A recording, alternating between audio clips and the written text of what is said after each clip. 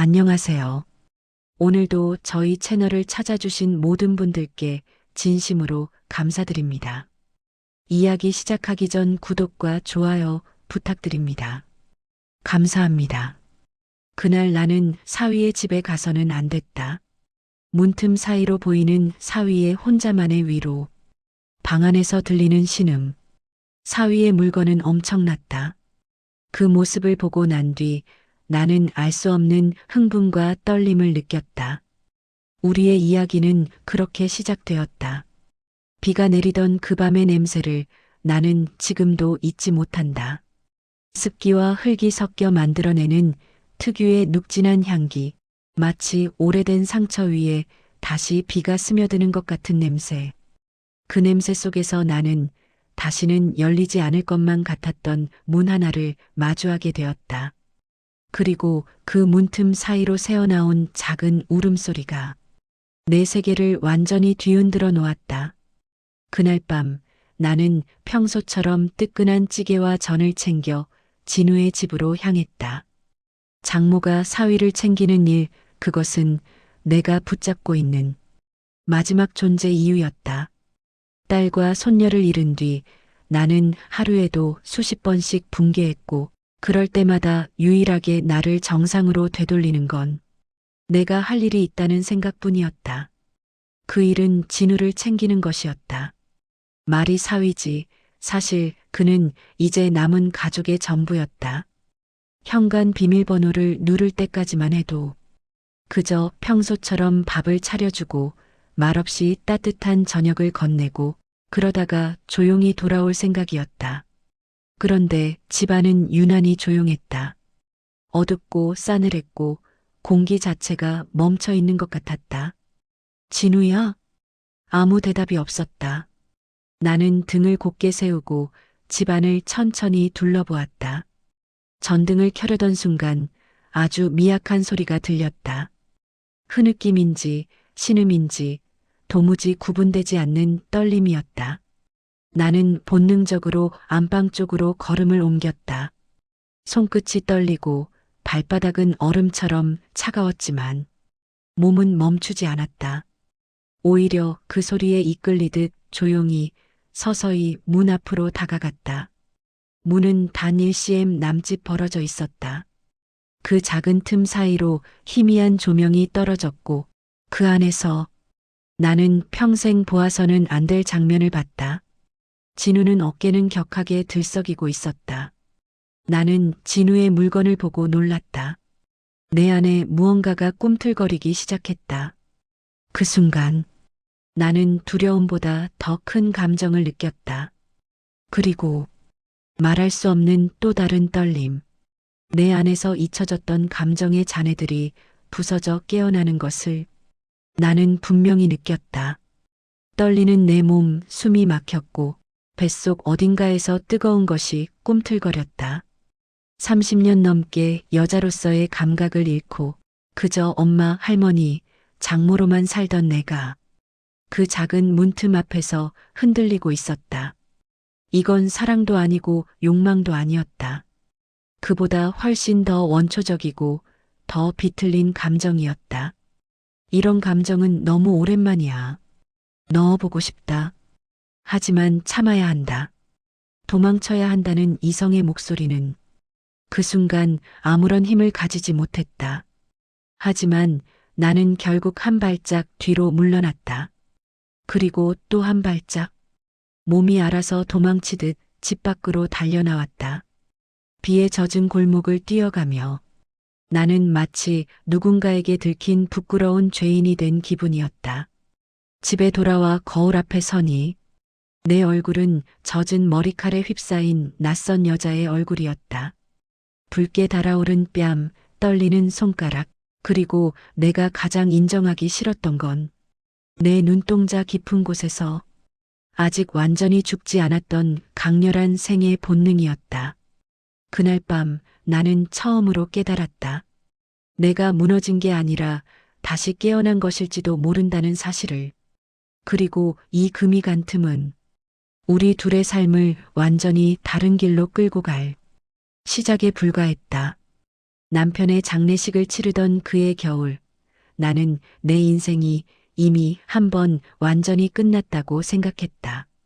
검은 코트를 입은 사람들이 조문을 오갔고 향 냄새와 국화 향기가 뒤섞인 장례식장은 살아있는 사람보다는 떠나간 사람에게 더 어울리는 공간처럼 느껴졌다.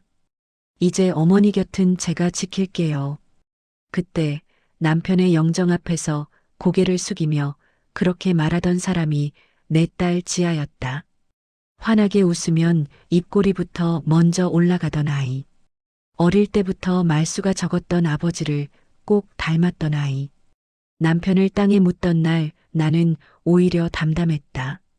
사람들은 의외로 강하시네요 라며 내 어깨를 두드렸지만 사실 강해서가 아니라 실감이 나지 않아서 아무 느낌이 없었을 뿐이었다. 마음의 어느 부분이 통째로 마비된 채로 그날을 통과했다. 그리고 딱 3년 뒤 나는 같은 방식으로 또 한 번 인생을 잃었다. 이번에는 남편이 아니라 내 세상의 가장 밝은 빛이 사라지는 날이었다. 음주운전 차량에 의한 현장에서 경찰관의 목소리는 뒤늦게 꺼진 TV 소리처럼 멀게 느껴졌다. 나는 전화기를 쥔 채 그대로 얼어붙었고 손에 쥔 리모컨처럼 내 몸도 내 표정도 내 마음도 전원이 내려간 것 같았다. 벚꽃이 막 흩날리기 시작하던 4월이었다. 지아와 서윤이는 그날 놀러 나갔다가 돌아오지 못했다. 태어나서 처음으로 서윤이와 단둘이 나들이를 나간 날이었다고 지아가 출발 전에 들떠서 전화를 했었다. 엄마, 오늘은 서윤이랑 우리 둘만 데이트하는 날이야. 돌아가면 사진 보여줄게. 내게 남은 건 사진도 웃음도 아닌 차량 파손 사진과 뉴스 화면 속 사고라는 자막뿐이었다. 장례식장은 이번에도 향 냄새로 가득했지만 이번에는 남편 때와는 완전히 달랐다. 사람들이 울부짖었고 바닥에 주저앉아 통곡하는 목소리가 여기저기서 터져나왔다. 영정사진 속에서 지아는 여전히 웃고 있었고 서윤이는 생일 파티 때 찍었던 사진을 그대로 사용했다. 세상에서 가장 행복해 보이던 그 순간이 이제는 세상에서 가장 잔인한 장면이 되어버렸다. 그런데 그 가운데 나는 끝내 눈물을 흘리지 못했다. 어머니, 조금만 앉아서 쉬세요. 기운 빠지면 안 돼요. 버텨야죠. 누군가 내 팔을 붙들고 의자에 앉히고 물을 건네주고 달래는 말들을 쏟아냈지만 모든 것이 유리창 너머에서 일어나는 일 같았다. 나는 그저 자동으로 절을 하고 자동으로 인사를 하고 자동으로 미소 비슷한 것을 지으며 와주셔서 감사합니다. 라는 말을 반복했다. 슬픔이 너무 크면 오히려 감각이 사라진다는 말을 그날 처음으로 이해했다. 나는 울 수 있는 능력을 잃은 사람 같았다. 가슴 어딘가 깊은 곳에서 무엇인가 찢어지는 소리가 끊임없이 나고 있는데도 눈은 말라붙어 있었다.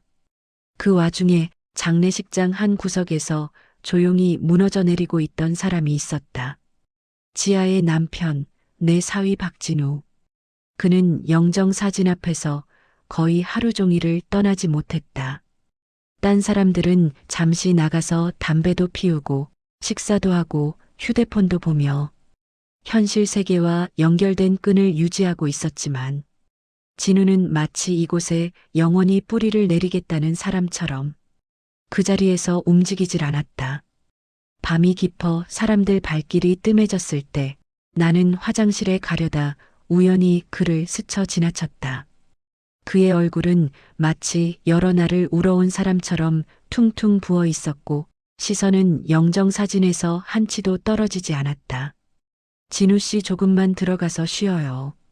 내가 조심스럽게 말을 건네자 그는 아주 느리게 내 쪽으로 고개를 돌렸다. 그 눈을 나는 평생 잊지 못할 것이다. 사람의 눈에서 저런 색이 나올 수 있구나 싶을 정도로 비어 있고 깨져 있고 끝까지 가버린 눈. 그 눈에는 분노도 원망도 기대도 남아있지 않았다. 오직 한 가지 절망만 있었다. 장모님, 그가 내 이름 대신 그렇게 날 불렀다. 제가 지아랑 서윤이를 데리고 갔어야 했는데, 제가 같이 갔으면 제가 대신, 그는 끝내 말을 잇지 못하고 고개를 숙였다. 어깨가 미세하게 떨리며 손등에 힘줄이 도드라졌다. 나는 그 자리에 서서 처음으로 나만 아이를 잃은 게 아니다 라는 사실을 몸으로 실감했다. 나는 딸과 손녀를 잃었고 그는 아내와 딸을 잃었다.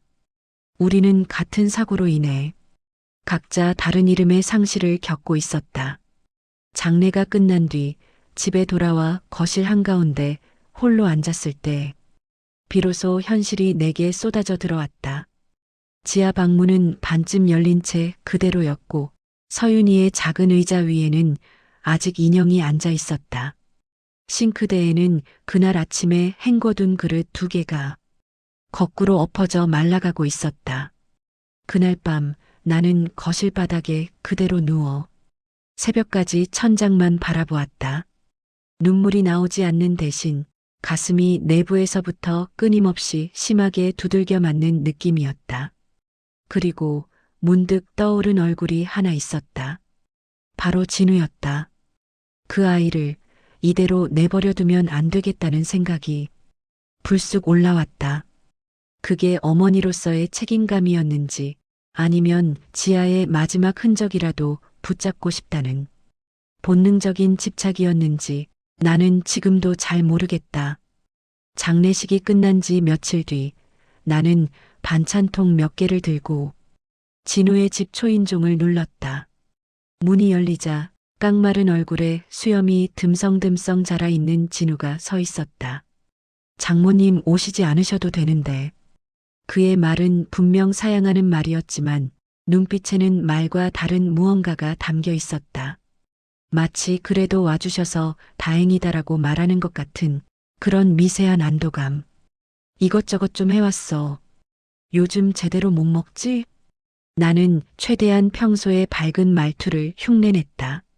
내 심장도 목소리도 여전히 부서진 유리 조각 위를 걷는 것처럼 불안했지만 그냥 아무렇지 않은 척해야 할 것 같았다. 부엌에 들어와 냉장고 문을 열었을 때 텅 빈 흰색 공간이 내 눈에 확 들어왔다. 물 몇 병, 오래된 마요네즈, 그리고 날짜가 한참 지나간 김치 한 통. 그것을 보는 것만으로도 진우가 어떻게 지내고 있었는지 알 수 있었다. 나는 반찬통을 차곡차곡 채워넣고 냄비에 찌개를 올리고 밥을 안 치고 마치 아무 일도 없었다는 듯 분주하게 움직였다. 행동을 멈추면 그 자리에 주저앉아 버릴 것 같아서 나는 일부러 쉴 틈을 만들지 않았다. 식탁에 밥상을 차려놓고 불렀지만 진우는 한동안 나오지 않았다. 마치 걸음마를 배우는 아이처럼 무거운 발걸음을 떼고 나온 그가 내 맞은편에 앉을 때까지 우리는 한마디도 하지 않았다. 숟가락이 그릇에 닿는 소리만 텅 빈 집안에 낯설게 울렸다. 나는 그의 표정을 슬쩍 살폈다. 맛이 있는지 없는지 묻기조차 미안해서 그냥 눈치만 보았다. 진우는 말없이 밥을 입에 넣고 씹다가 갑자기 멈추더니 조용히 말했다. 지아가 좋아하던 냄새네요. 그 말 한마디에 내 심장이 덜컥 내려앉았다. 그래, 지아가 매콤한 거 좋아했지. 내 목소리는 생각보다도 훨씬 떨리고 있었다. 우리는 그 뒤로도 길게 말을 하지 않았다. 그저 밥을 먹고 밥을 넘기고 간혹 물을 마시고 고개를 숙였다가 들었다. 머리 위에는 전등이 켜져 있었지만 집안은 묘하게 어두웠다. 빛이 아니라 우리 둘의 마음이 어두운 거라는 걸 나는 알고 있었다. 시간이 갈수록 나는 그 집에 더 자주 가게 되었다. 일주일에 한 번이던 발걸음은 어느새 일주일에 서너 번으로 늘어났다. 장모님, 이제 그만 오셔도 돼요. 저 때문에 힘드시잖아요. 진우가 그렇게 말할 때마다 나는 습관처럼 같은 답을 했다. 아니야. 내가 좋아서 하는 거야. 자네 잘 먹는 모습 봐야 내 마음이 좀 놓여. 그 말은 절반은 진심이고 절반은 거짓이었다. 진우가 잘 먹는 모습을 보면 정말로 마음이 조금 놓이는 것도 사실이었다. 하지만 그보다 더 정확한 이유는 그를 챙기지 않으면 나 자신을 버티게 할 도리가 없었기 때문이었다. 나는 그의 집에서 늘 같은 일을 반복했다. 싱크대에 쌓인 그릇을 설거지하고 어지러운 거실을 치우고 먼지가 쌓인 책장 위를 닦고 세탁기 안에 뒤엉켜 있던 빨래를 널었다.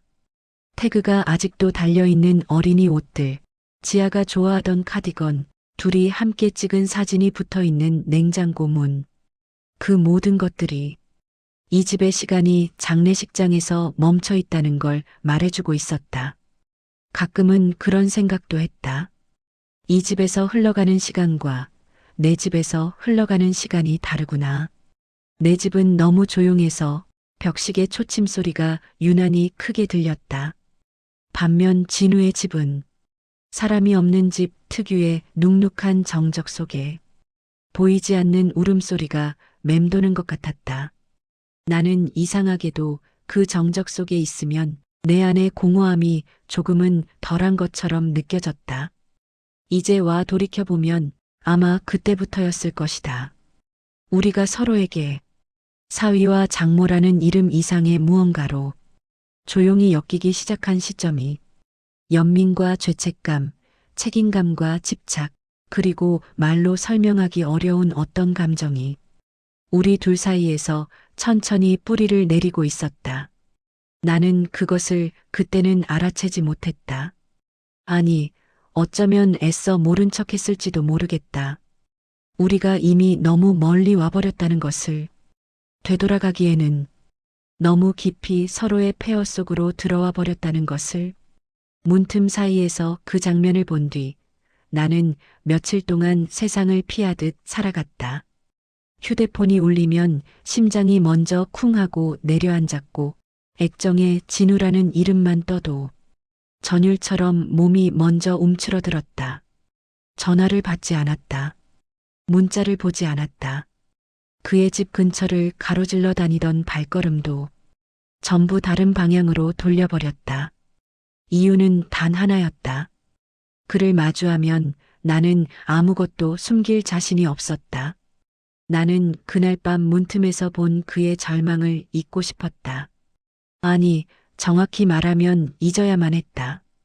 그 순간만큼은 내가 장모도 아니고 모범적인 어른도 아니고 누군가의 엄마도 아니고 그저 오랫동안 굶주렸던 감정 하나가 갑자기 뇌성을 틔운 인간처럼 느껴졌기 때문이다.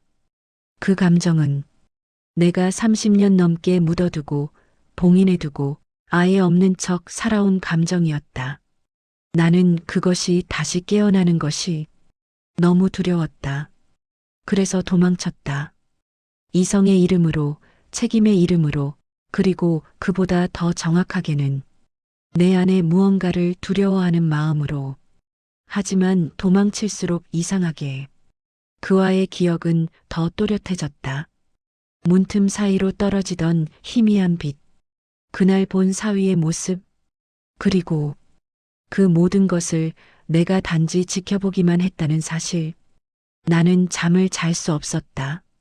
눈을 감으면 그날 밤의 장면이 나는 목격자처럼 너무 생생하게 떠올랐다. 며칠째 굶은 사람처럼 배가 고픈 것도 아니고 목이 마른 것도 아니고 그저 마음이 비어 있었다. 텅 비어 있고 밑바닥만 남은 그 공허함이 괴로울 만큼 나를 끌어당겼다. 그러던 어느 날이었다. 저녁 무렵 고요하던 집안에 휴대폰 진동음이 울렸다. 진우. 그 이름표가 화면에 떠 있었다. 나는 손을 떨며 휴대폰을 엎어버렸다. 그대로 바닥에 떨어진 휴대폰이 바들바들 떨리는 진동을 통해 마치 나에게 말을 걸어오는 것 같았다. 제발 받아주세요. 진동이 멈추었다. 그리고 잠시 뒤 문자로 한 줄이 왔다. 장모님 괜찮으세요? 며칠 동안 연락이 안 돼서 혹시 제가 뭔가 잘못한 건가요? 그 문장을 보는 순간 심장이 비틀어졌다. 잘못한 건 그가 아니라 나 자신이었다. 불안과 죄책감이 섞인 그의 말투가 내 마음의 무릎을 꺾어버렸다. 나는 한참을 휴대폰을 들고 망설였다. 마침내 떨리는 손끝으로 그에게 전화를 걸었다. 신호음이 길게 울렸다. 그 짧은 순간이 내게는 몇 시간처럼 느껴졌다. 여보세요? 그의 목소리는 평소보다 훨씬 잠겨 있었다. 진우야, 나야. 내 목소리는 내가 들어도 너무나 형편없이 떨리고 있었다. 한동안 그는 아무 말도 하지 않았다. 숨이 멎을 것 같은 정적이 이어지다가 그가 조심스럽게 입을 열었다. 어디 아프신 줄 알았습니다. 그 말 한마디에 나는 마음이 무너져 내렸다. 그 작은 문장에서 그가 며칠 동안 어떤 마음으로 살았을지 모든 게 느껴졌기 때문이다. 나는 심호흡을 하고 말을 꺼냈다. 혹시 저녁 아직 안 먹었으면 우리 집으로 올래요? 따뜻한 밥 한 끼 차려주고 싶어서. 그 말은 정말 많은 의미를 가졌다. 내가 도망치는 것을 멈췄다는 의미, 그를 받아들이겠다는 의미, 그리고 무엇보다 나는 그를 혼자 두지 않겠다는 의미. 그리고 나는 알고 있었다. 밥 한 끼는 변명이고 그보다 훨씬 더 큰 감정이 내 안에서 이미 자라나 있었다는 것을. 잠시 침묵이 흘렀다. 나는 두려웠다. 그가 거절할까봐 혹은 너무 쉽게 승낙할까봐. 그리고 곧 그의 낮은 목소리가 들렸다. 네, 지금 가겠습니다. 그 한마디가 전부였지만 그 순간 내 심장은 30년 만에 다시 뛰기 시작했다. 전화를 끊자마자 나는 핑 도는 어지럼증에 소파에 털썩 주저앉았다. 무엇인가가 시작되고 있었다. 되돌릴 수 없는 어떤 감정이 결국 날 이 길로 끌고 가고 있었다. 나는 부엌으로 걸음을 옮겼다. 손이 떨렸지만 재료를 꺼내고 불을 올리고 그가 좋아하는 음식들을 만들기 시작했다. 부추를 썰다가 칼끝이 손가락을 스쳤을 때 피 대신 뜨거운 열감만 느껴졌다. 마음속이 이미 너무 뜨거워서 통증조차 희미했다. 그리고 초인종이 울린 순간 나는 내가 도망치던 그림자가 이제 문 앞까지 따라와 나를 기다리고 있다는 사실을 마주해야 했다. 그 순간 나는 문틈 속에서 보았던 절망과 내 안에서 깨어난 낯선 떨림이 서로 맞닿아 하나의 길이 되어가는 소리를 들었다. 이제 되돌아갈 수 없었다. 우리는 이미 서로의 밑바닥까지 도달해버린 상태였다. 그날 저녁 초인종이 울렸을 때 나는 깊은 숨을 내쉬었다. 현관문 앞에 서 있는 진우를 보자 얼마 전 문틈 너머에서 보았던 그 절망적 표정은 조금 누그러져 있었다. 하지만 눈 밑에 짙은 그림자와 말라버린 입술은 여전히 그가 얼마나 무너져 있었는지를 말해주었다. 오느라 고생했네. 내 목소리는 최대한 평온하게 들리길 바랐다. 진우는 고개만 살짝 끄덕였다. 그 한 동작에 설명하기 어려운 감정이 얽혀 있었다. 미안함, 안도, 그리고 말하지 않아도 전해지는 무언가. 우리는 말없이 식탁에 앉았다. 따뜻한 된장찌개 향이 천천히 집안을 채우고 불규칙하게 떨어지는 빗소리가 배경음을 만들었다. 숟가락을 들기까지 한참이나 걸렸다. 그리고 이상한 일이다. 식탁에 마주 앉아 있는 것만으로도 그날 밤 문틈 사이에서 폭발했던 감정이 다시 조용히 고개를 들기 시작했다. 진우는 오래 씹고 오래 삼켰다. 나는 괜히 그의 잔을 채우고 물컵을 내밀고 반찬을 덜어주었다. 우리는 아주 조심스러운 두 사람이 되었다. 서로의 시선을 피하면서도 어디선가 계속해서 마음이 닿아 있었다. 소주가 한두 잔 더 오갔을 때 진우가 천천히 입을 열었다. 장모님, 그날 이후 생각이 많았습니다. 나는 손을 멈췄다. 우리 둘은 그날을 아무도 언급하지 않았지만 서로 마음속에서는 이미 수백 번 그 장면으로 돌아갔다는 걸 느끼고 있었다. 힘든 시간이었지. 나는 최대한 담담하게 말했다. 하지만 그는 고개를 저었다. 장모님이 며칠 동안 연락받지 않으셔서. 그는 말끝을 흐렸다. 그러더니 갑자기 자기 자신을 탓하듯 입술을 앙다물었다. 장모님도 절 피하고 싶으셨죠? 역시 그런 모습 보여서. 그의 음성은 부서질 듯 흔들리고 있었다. 나는 젓가락을 내려놓고 그의 얼굴을 바라보았다. 그런 게 아니야. 내 말은 너무 빨랐고 너무 진심이었다. 큼지막한 고백처럼 입 밖으로 튀어나왔다. 진우 씨 잘못이 아니야. 오히려 내가 미안해. 그때 너를 혼자 두고 온 게 미안했어. 그는 놀란 듯 눈을 들었다. 우리 시선이 맞닿는 순간 방 안의 모든 공기 밀도가 바뀌는 것 같았다. 이건 단순한 위로가 아니었다. 딸을 잃은 사위와 장모 사이의 슬픔을 넘어 설명할 수 없는 감정의 충돌이었다. 진우가 떨리는 목소리로 말했다. 죄송합니다. 그런 모습 보여서. 그 말은 밤 공기보다 더 깊고 무거웠다. 나는 그 말의 의미를 너무 잘 알고 있었다. 그날 문틈에서 보았던 장면이 내 머릿속으로 번개처럼 다시 스쳤다. 나는 자리에서 천천히 일어섰다. 놀란 그의 시선이 나를 따라왔다. 진우야. 나는 그의 앞에 조용히 앉아 그의 두 손을 양손으로 감싸쥐었다. 그의 손은 차가웠다. 내 손은 떨렸다. 이제 혼자 두지 않을게. 내 입에서 나온 이 말은 책임도 위로도 아닌 어떤 위험한 약속이었다. 그날 이후 우리의 시간은 달라졌다. 사람들이 잘 보지 않는 동네 카페에서 나란히 앉아 따뜻한 아메리카노를 나눠 마셨다. 우리는 서로를 거의 보지 않았다. 하지만 서로의 그림자는 창가 테이블 위로 길게 겹쳐졌다. 바닷가로 드라이브를 나가 차에서 내리지 않은 채 유리창 너머로 파도를 바라봤다. 말이 없었지만 파도 소리에 묻혀도 남을 만큼 우리 둘의 침묵에는 깊은 온기가 있었다.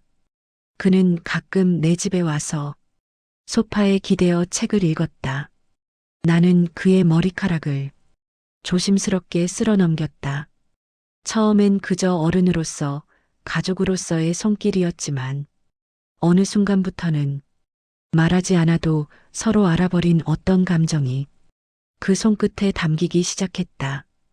그 모든 순간들은 세상이 보면 부도덕한 장면이었고 우리가 보면 슬픔을 견디게 해주는 마지막 숨구멍이었다.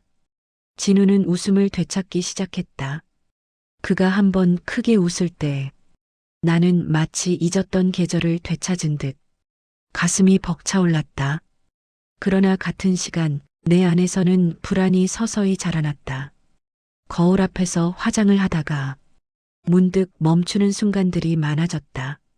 피부에 남은 세월의 흔적이 갑자기 깊숙하게 보이는 날도 많았다. 그와 나란히 서 있을 때 우리를 스치는 사람들의 시선이 유난히 날카롭게 느껴졌다. 그 아이는 젊고 나는 노년을 향해 걷고 있었다. 그는 직장도 미래도 다시 꾸릴 수 있는 인생도 있었고 나는 이미 많은 것을 흘려보낸 여자였다. 밤늦게 혼자 누워 있을 때 문득 이런 생각이 들었다. 내가 이 아이의 미래를 가로막고 있는 건 아닐까? 이 관계는 결국 어디로 가는 걸까? 내가 떠나야 이 아이가 살 수 있는 건 아닐까? 그때는 아직 그 결론이 얼마나 잔인한 형태로 내게 돌아올지 몰랐다. 우리는 서로의 상처를 안아올리며 가장 행복한 시간을 보내고 있었지만 그 행복은 너무 조용하게 균열을 만들고 있었다. 아무 말도 없었지만 둘 다 알고 있었다. 우리 사이에 피어난 감정이 이대로 지속될 수 없다는 사실을. 그리고 그 조용한 깨달음은 다가올 폭풍의 시작이었다. 행복이라는 건 늘 그렇듯 그 순간에는 너무 따뜻해서 손에 꼭 쥐면 평생 잃지 않을 것처럼 느껴지다가도 막상 조금만 세게 잡으면 모래처럼 빠져나가는 존재였다. 진우가 다시 웃기 시작한 시절이었다. 한동안 어둡기만 하던 표정이 조금씩 풀리고 밥을 먹을 때면 예전처럼 잘 먹었습니다라고 말하던 시절. 그가 내 집에 오면 거실 불은 누런색으로 은은하게 빛나고 우리는 소파 양쪽 끝에 살짝 기대서 영화를 봤다. 서로를 직접 바라보지 않았고 손이 닿지 않게 조심했지만 작은 숨, 작은 움직임, 옆자리의 미세한 체온만으로도 삶이 계속될 힘이 생겼다. 나는 그 시간이 좋았다. 내 인생에서 다시 오지 않을 것 같은 늦은 봄 같은 시간들.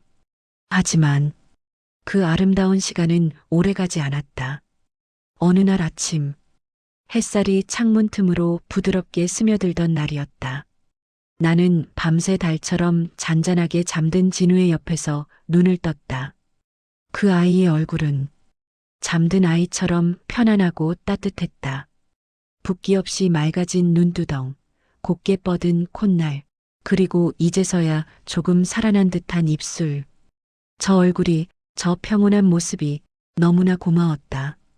나는 가만히 그의 얼굴을 바라보다 문득 손이 움직여 내 머리칼 한 올을 귀 뒤로 넘겼다.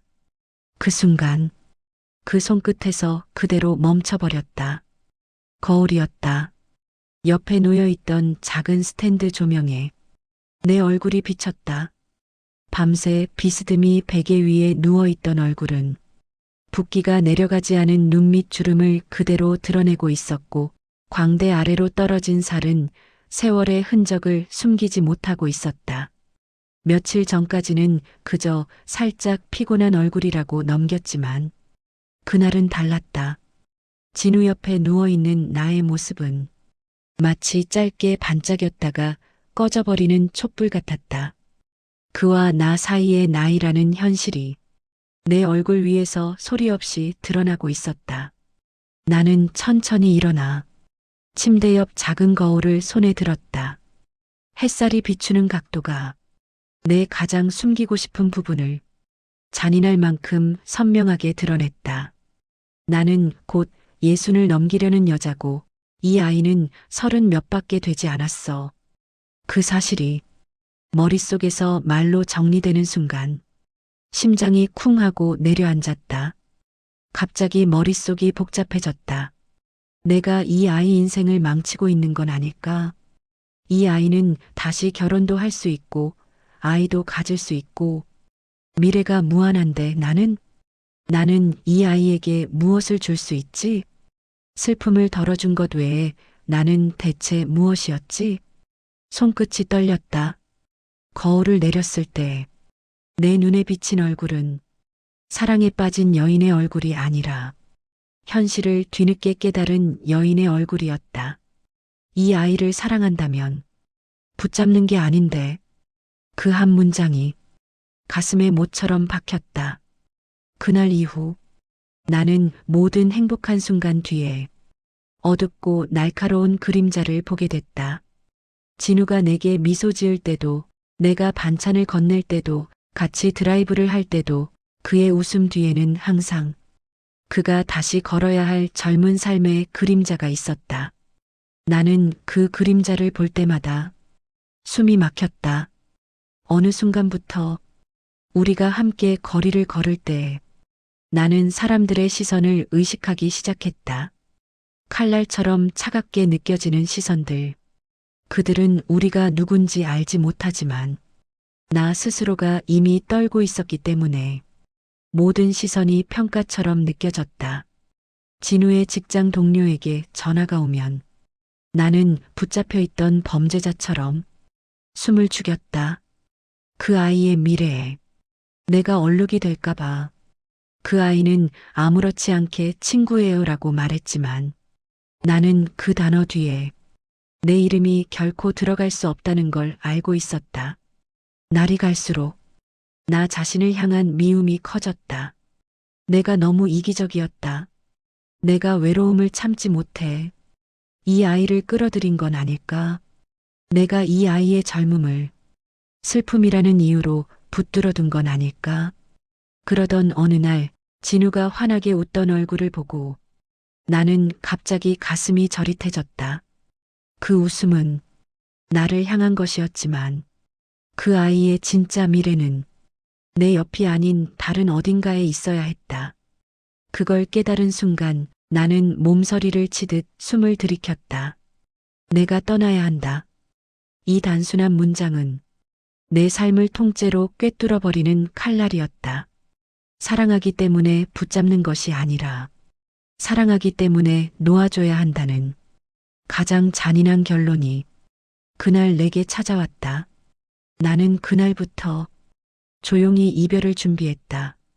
언제 이사를 갈지, 어디로 가야 할지, 무엇을 버리고 무엇을 가져가야 할지 하나하나 정리하기 시작했다. 진우에게는 말하지 않았다. 말하면 그 아이는 절대 날 보내지 않을 것이고, 그러면 나는 다시 이 잔혹한 진실을 외면하게 될 것이기 때문이다. 나는 마지막까지 그 아이에게서 좋았던 기억만 남게 하고 싶었다. 내가 그의 삶을 막아서는 존재가 아니라 한때 그의 손을 잡아준 사람으로만 남고 싶었다. 하지만 준비가 끝나갈수록 내 가슴은 돌처럼 무거워졌다. 이별을 시작하고 나서야 나는 진짜로 깨달았다. 나는 이 아이를 정말 사랑하고 있었다. 젊음을 빼앗고 싶은 사랑이 아니라 그를 살리고 싶은 사랑으로. 그리고 그 사랑은 곧 나를 세상에서 가장 외로운 곳으로 스스로 밀어넣게 만들 참이었다. 이별은 어느 날 갑자기 결심되는 것이 아니었다. 쌓이고 쌓인 작은 깨달음들이 가슴 안에서 천천히 굳어져 마침내 돌이 되는 과정이었다. 그리고 나는 그 돌을 그 아이에게 들키지 않은 채 혼자서 들고 떠나기로 결정했다. 이사를 결정한 날 나는 부동산 직원에게 몇 군데의 주택을 소개받았다. 지도에서 손가락이 멈춘 곳은 내가 한 번도 가본 적 없는 아주 먼 바닷가 마을이었다. 이름조차 생소한 작은 항구. 버스 타고 내려가면 휴대폰 신호조차 잡히지 않는 곳이 있다고 했다. 그 말을 듣는데 묘하게 마음이 편안해졌다. 세상과 완전히 떨어진 곳. 진우가 나를 절대 찾아오지 못할 곳. 그런 곳이 필요했다. 전화를 끊고 집으로 돌아오는 길, 나는 처음으로 제대로 울었다. 눈물이 아니라 마음이 바스러지는 소리가 들렸다.